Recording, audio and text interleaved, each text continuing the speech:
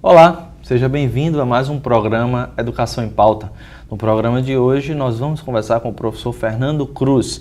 Ele é professor adjunto 2 do Departamento de Políticas Públicas da Universidade Federal do Rio Grande do Norte, também vice-coordenador do programa de pós-graduação em estudos urbanos e regionais, coordenador do grupo de pesquisa sobre cidades contemporâneas e é um dos organizadores do primeiro seminário interdisciplinar sobre o ócio.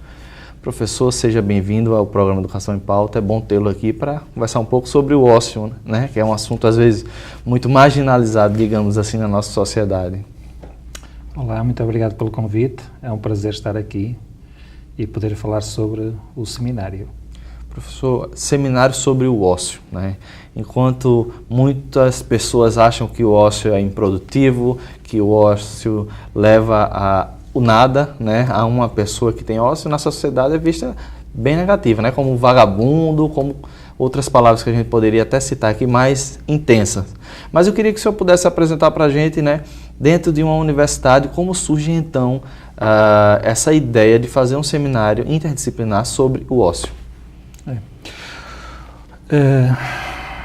O século XX é marcado por mudanças em relação a séculos anteriores, não é?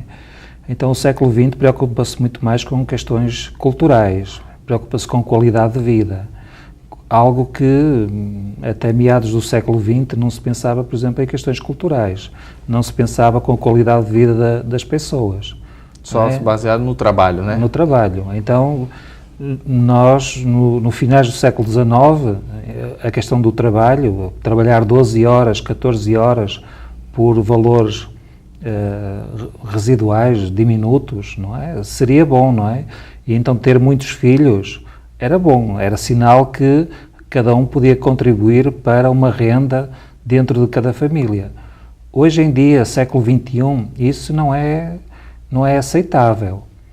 Então, independentemente da classe social que possamos falar, temos que colocar em pauta a questão da qualidade de vida dessas pessoas. E falar em qualidade de vida é também pensarmos em questões de lazer, é pensarmos em questões de ócio.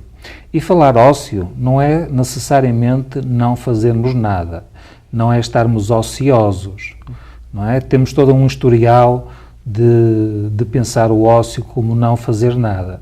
Mas ócio é sobretudo refletirmos, ou é também uma interpretação, e é essa interpretação que nos interessa, é refletirmos sobre a nossa atividade, sobre a nossa profissão. Uma pessoa que apenas trabalha, não consegue pensar sobre aquilo que está fazendo, não consegue perspectivar o seu futuro, não consegue pensar sobre o seu presente, não pensa sobre a sua família, não pensa sobre a humanidade. Então é importante a pessoa ver um filme, por exemplo, e depois do filme pensar sobre aquilo que viu. Não é? Pensar sobre as mensagens que estão sendo pensadas. Ler um livro e refletir sobre os conteúdos desse livro. Ir à praia e apreciar essa praia. Pensar, né? Devagar sobre a praia. Não é? Estar com amigos e tirar ilações, não é? Dessa conversa com amigos. Então, ócio é tudo isso, não é? São atividades, no fundo são atividades, não é não fazer nada, são atividades, são experiências prazerosas, em que implica realmente ter essa atitude reflexiva. E depois há vários tipos de ócio, não é? O professor Manuel Cuenca, que é espanhol, que é um dos grandes autores sobre o ócio, fala sobre o ócio humanista. Então, o ócio humanista é o que é que nós podemos fazer em prol, pelo bem da humanidade.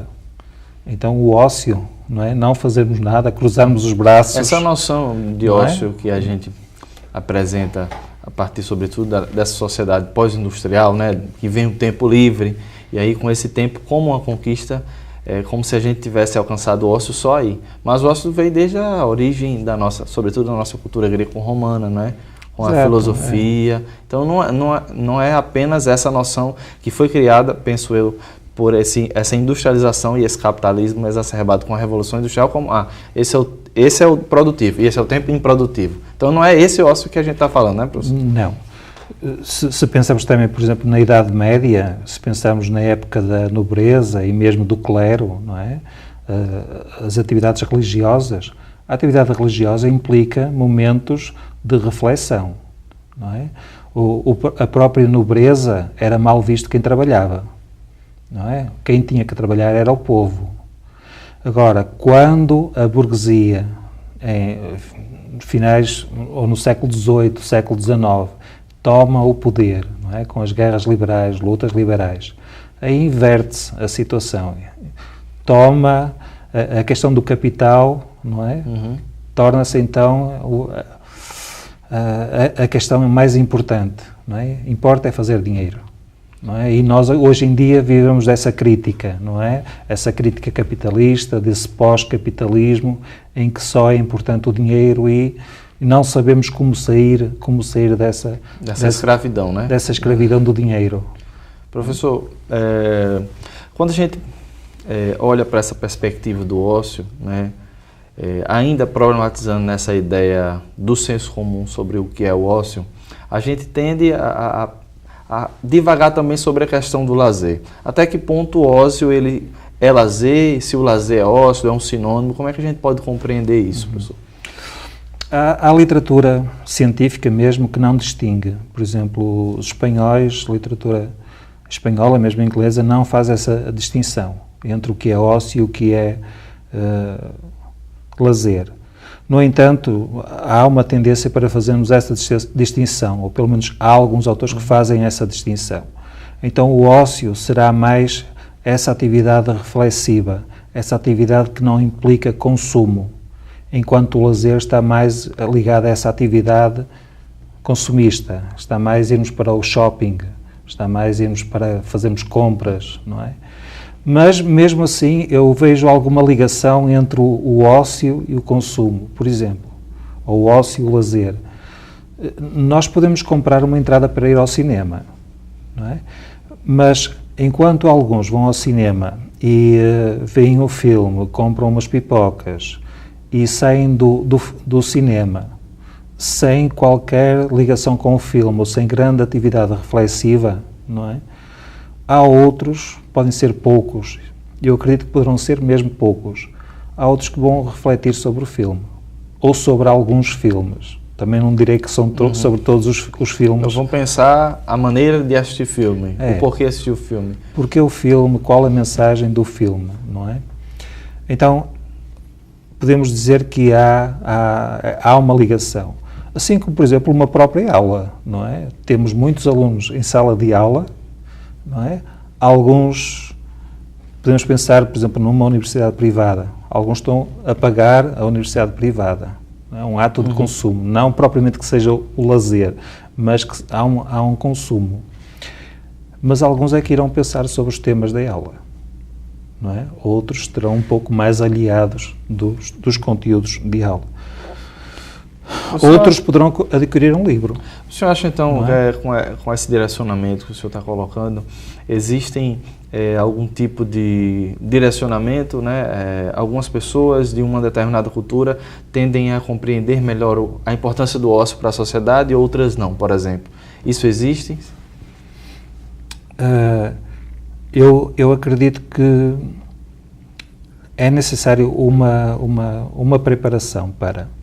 Não necessariamente que alguns alguns estejam mais vocacionados que outros.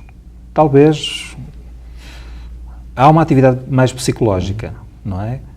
Mas isso não quer dizer, por exemplo, e eu sendo do Departamento de Políticas Públicas, por exemplo, eu não vejo o Estado, eu vejo uma ligação do Estado, por exemplo, ou das políticas públicas, ligado com esse ócio individual psicológico, não é?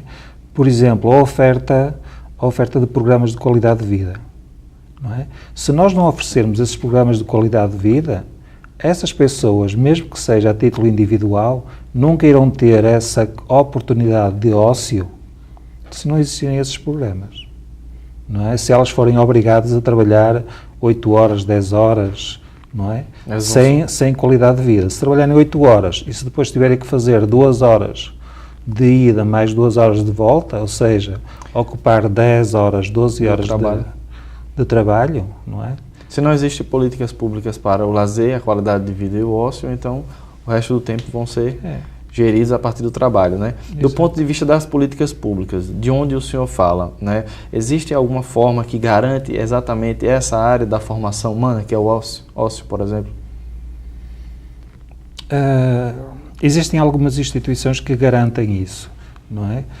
É importante que o ócio se assuma cada vez mais em pauta, ou se coloque mais em pauta em termos de políticas públicas.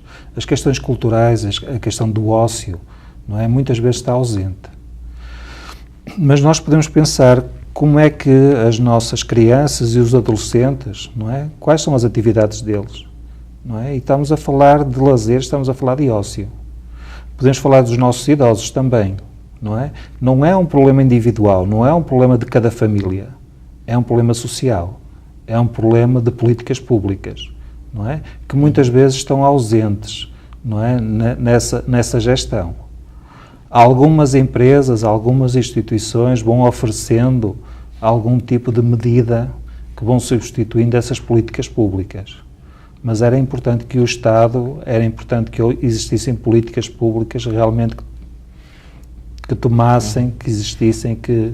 Enquanto não existem políticas públicas efetivas nessa área, né? A gente sabe que alguns, por exemplo, lá da indústria tem investido bastante nessa perspectiva e até de trazer a família para dentro das empresas. O senhor acha que é esse caminho que pelo menos vai amenizar esse problema estrutural?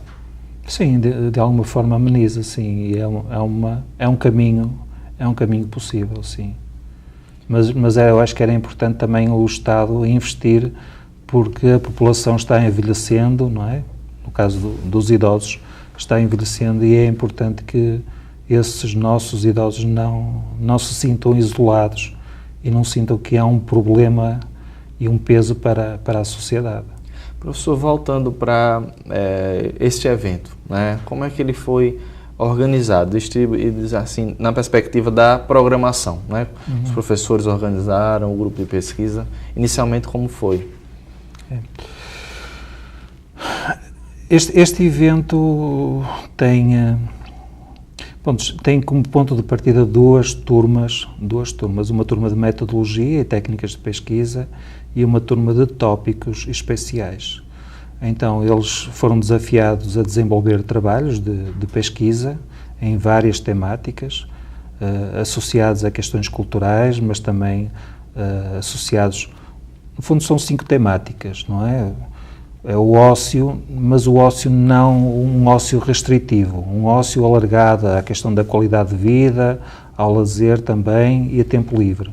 E depois relacionando isto com cidade, com ambiente, com esporte e com cultura e políticas públicas, que são as 5 principais temáticas.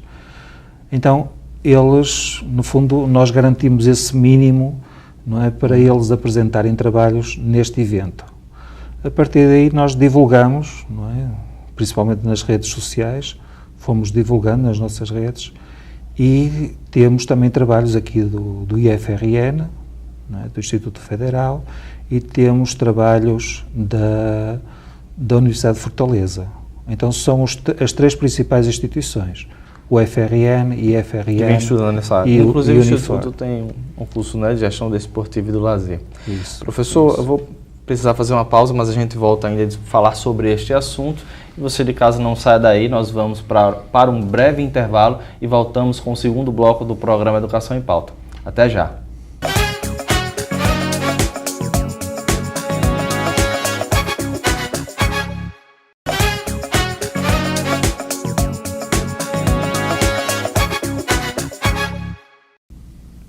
Voltamos no intervalo com o segundo bloco do programa Educação em Pauta e a gente continua a conversar com o professor Fernando Cruz. Ele é um dos organizadores do primeiro seminário interdisciplinar sobre o ócio. Professor, a gente já conversou um pouco sobre esse evento, mas a pergunta que eu faço agora, como é que foi essa sua chegada na UFRN e esse início do estudo sobre o ócio? Começou quando o senhor chegou ou já existia algum grupo que desenvolvia pesquisas nessa área? A minha chegada no UFRN deve-se um pouco à crise na Europa, não é? A crise em Portugal. Em 2012 eu terminei o meu doutorado em Sociologia sobre espaços públicos. Eu estudei a questão de eventos públicos em espaços públicos na cidade do Porto, Vila Nova de Gaia, que é uma cidade vizinha, e Barcelona. Em 2012 eu decidi vir para Natal e fui-me aproximando da universidade, da UFRN, acabei por ficar em Natal, de alguma forma gostei da cidade, fui esperando oportunidades para concursos e acabei por fazer um concurso mesmo no Ceará, mas depois achei que as coisas davam certo aqui em Natal, não estavam dando muito certo fora de Natal, então é uma questão de tempo. No final do ano passei num concurso no Departamento de Políticas Públicas e depois assumi em 2013, no início de 2013, e sou professor do departamento desde fevereiro de 2013. O início dos estudos na área do ócio, quando é que começou? Quando o senhor entrou já existia algum tipo de pesquisa? O senhor que veio com essa base teórica para começar a se aprofundar nessa área? Essa minha vinda em 2011, que depois de alguma forma está ligada à minha decisão de ficar em 2012 aqui em Natal, para participar no evento do ócio na Universidade de Fortaleza, de alguma forma foi-me colocando nesse estudo do ócio. Não que eu tenha dedicado desde esse momento o estudo do ócio, mas comecei a acompanhar de alguma forma esse estudo e então agora mais recentemente eu fiz o pedido à rede Otium, que tem sede na cidade de Bilbao, em Espanha, para a UFRN integrar como associado essa rede. Estamos aguardando ainda a decisão dessa rede, acredito que vamos ser mais um dos associados dessa rede latino-americana, então pretendemos contribuir. Então este seminário é também uma forma de dizermos que estamos presentes, queremos contribuir, Já conseguimos mobilizar alunos e professores para debater questões de ócio. O senhor sente alguma dificuldade em pesquisar esse tipo de assunto? Porque a gente vive uma sociedade, inevitavelmente a ciência e as universidades, instituições de ensino são contaminadas. Não tem como separar isso, né? Mas dentro de alguns temas, o próprio esporte, por exemplo, às vezes é visto só como lazer, né? Como uma atividade que o ser humano... ele não tem nada para fazer, quem sabe no ócio, joga o esporte por ali. Mas há dificuldades também para pesquisar esse tipo de assunto?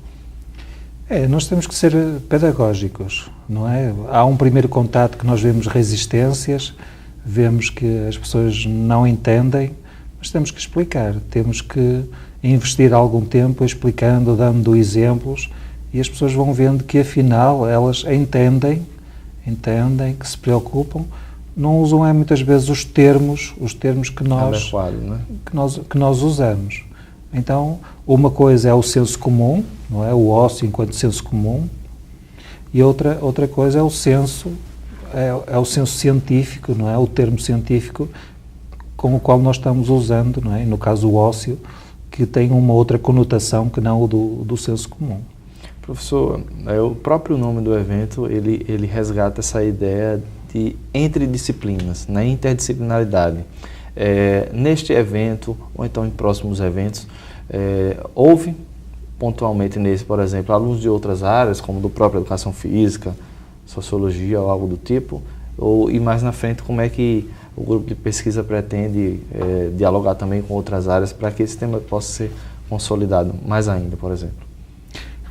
Tem estudos, neste caso tem estudos do esporte, tem estudos não só da graduação, mas também da pós-graduação, tem estudos da psicologia, tem das próprias políticas públicas, tem de estudos urbanos e regionais. Então essa questão da pluralidade disciplinar, ela já está presente neste primeiro evento, não é? Agora, como primeiro evento, nós temos cerca de 60 comunicações entre banners e artigos. Nós não vamos fazer distinção entre o que é banner e o que é artigo. Acho que todos merecem uma oportunidade de apresentação. Então, nesse sentido também pedagógico, não é? No sentido de incentivarmos os nossos alunos, quer da graduação, quer da pós-graduação, a apresentarem, não é? E a colocarem-se num seminário, não é? Muitos deles chegam, por exemplo, à pós-graduação e não sabem como apresentar um resumo, como submeterem um artigo, não é? Ainda há muita insegurança. Então, nada como colocar os nossos alunos já da graduação a prepararem esses artigos, a trabalharem esse processo de revisão, entre o vai e o voltar e o revisar e tal. Então, tem sido um trabalho gratificante, não é? Duro, em que implica muitos trabalhos, mas é muito gratificante e acho que vai ser uma boa experiência para nós, a organização, mas também para eles. Há espaço para o ócio dentro dessa atividade acadêmica, da escrita? Tem sido neste processo de organização, tem havido espaço para essa reflexão, mas acho que vai haver também esse espaço eu acredito que pós-organização. Será um dia e meio eu não vou dizer que será um dia e meio bem intensivo, porque as sessões estão pensadas para haver reflexão, ou seja, cada apresentação vai ter 15 minutos e para além dos 15 minutos está pensado cerca de 30 minutos para debate. Então não é... os tempos sendo cumpridos, não tem que haver aquela questão da pressão de ter que temos que finalizar rápido e depois está a pensar também um intervalo, então acho que há esse momento para as pessoas também se conhecerem, acho que vai ser bom. Importante essa disseminação, essa troca de saberes. O senhor citou que foram cerca de 60 trabalhos. 60 trabalhos. Existem algum tipo de índice dizendo, a gente teve dentro das inscrições mais trabalhos que pontuam essa área ou essa outra área, ou ainda não teve esse tipo de identificação? Eu diria, em termos futebolísticos, não é, que o time da casa está ganhando, não é? Mas esse é normal, não é? Porque pronto, são os alunos com quem nós trabalhamos, nos vamos incentivando, então isso acho que é algo normal. Mas acho que é bastante relevante salientar os trabalhos que vêm do Instituto Federal, aqui de Natal, e também os trabalhos da graduação e pós-graduação que vêm de Fortaleza, não é? Então isso é bastante interessante, não é? Como primeiro trabalho, como primeiro seminário. Professor, dentro dos temas propostos para acontecer, né? O ócio está como uma categoria junto à cultura, junto à cidade, junto a políticas públicas, junto ao meio ambiente, junto ao esporte. E a pergunta que eu faço, por exemplo, pensar o ócio nos grandes centros urbanos. A gente, inclusive, já falou nessa questão industrial, do tempo, da rapidez, que aí talvez exija da gente, né, a ser um tipo de cidadão.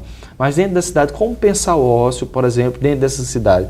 Quais são os ambientes onde a gente poderia, quem sabe, incentivar mais o ócio? Existe isso? Ou se não existe, como a gente poderia pensar? Nós temos um grande equipamento, que são os espaços públicos, que são muitas vezes desaproveitados, não é? Nós temos o espaço público por várias questões, a questão do sombreamento, a questão da segurança, a própria segurança, não é? Faz com que muitas vezes esse espaço público não exista, não é? Mas também tem a ver com questões da própria sociedade contemporânea, que não tem tempo para ocupar esses espaços. E o tempo é uma categoria muito importante no estudo do ócio. E o tempo é uma categoria muito importante. Então, mas tem tempo quando é oferecido alguma coisa. Tem tempo quando tem um evento associado. Então, uma feira gastronómica, uma feira de artesanato, um show de música, alguma coisa num espaço público, então as pessoas mobilizam-se e comparecem nesses espaços, não é? Então, agora já não é como aquela ideia tradicional, apaixonada, de as pessoas vão para o espaço público, não é? Permanecem e isso já não existe. Se calhar no passado também já não existia, assim, já não era bem assim, não é? Mas há que repensar também a questão da cidade, não é? Ver também quais são as condições que oferecem, não é? A questão de os próprios bancos, como é que estão, que condições é que realmente oferecem para as pessoas permanecerem nesses espaços. Há diferença, algum tipo de estudo que pense o ócio, por exemplo, eu citei os grandes centros urbanos, mas quem sabe em relação com o campo, por exemplo, né? O ócio, como ele é visto, o ócio no campo e nas grandes cidades. Existe alguma perspectiva nessa área? Existem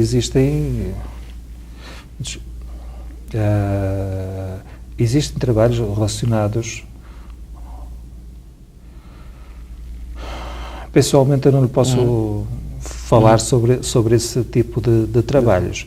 Mas assim, o senhor imagina que, como observação, por exemplo, né, pensar a rotina de uma cidade, ela tem uma dinâmica, pensar a rotina do campo, o senhor, como alguém que lê e estuda sobre o ócio, consegue enxergar situações diferentes, por exemplo, nesses dois ambientes? Os tempos são diferentes, não é? Por exemplo, então, enquanto professor, enquanto orientador, se algum aluno dissesse eu quero fazer um trabalho sobre o ócio no meio rural, no campo, é possível, sim.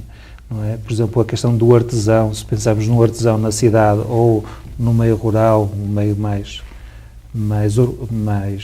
rural, é possível, sim. Os tempos são diferentes, não é? Essa questão do tempo, não é? Como se ocupa o tempo, como as pessoas refletem, não é? É possível pensar. A questão também dos próprios idosos, não é? Como é que eles ocupam o tempo? Como é que eles perspectivam a vida? Como é que eles passam esses ensinamentos aos mais novos, aos filhos, aos netos, não é? Tudo isso faz parte do ócio. Então pensar não só o ócio, mas também a qualidade do ócio, isso é correto, pensar dessa perspectiva? A forma com que o ócio é encarado? O ócio nós podemos pensar, ao pensarmos em reflexões, estamos a pensar também em ensinamentos, não é? Há os ensinamentos, há a questão das tradições, não é? Tudo isso podemos englobar na categoria ócio, não é? Então, não é algo que nós guardamos ou temos que guardar só para nós, não é? Não é uma introspeção que guardamos. Não é só uma categoria científica de entendimento da sociedade. Não, é algo que nós podemos compartilhar com os outros. Professor, infelizmente o nosso tempo acabou, mas agradeço desde já a sua presença aqui no programa Educação em Pauta. Tem alguma fanpage, algum mecanismo que o telespectador possa, através da internet, acompanhar o grupo de pesquisa? Nós temos uma página, eu não sei dizer, mas eu não sei dizer o link da página, porque é ócio FRN, mas eu não sei dizer. Mas sobre o seminário a gente consegue encontrar, né? Então, telespectador, basta pesquisar no Google o primeiro seminário interdisciplinar. Muito obrigado pela oportunidade, foi bom estar aqui a falar, mas se quiserem, já agora, na própria página do Departamento de Políticas Públicas, na seção Eventos, está o seminário divulgado. Então, eu não sei dizer o link diretamente, mas indiretamente, através do próprio Departamento de Políticas Públicas da UFRN, podem chegar lá. Ok, professor. Muito obrigado pelo programa de hoje. E muito obrigado a você de casa pela audiência. A gente se vê na próxima semana, às 10 horas da manhã, aqui pela TV Câmara, com mais um programa Educação em Pauta. Até lá!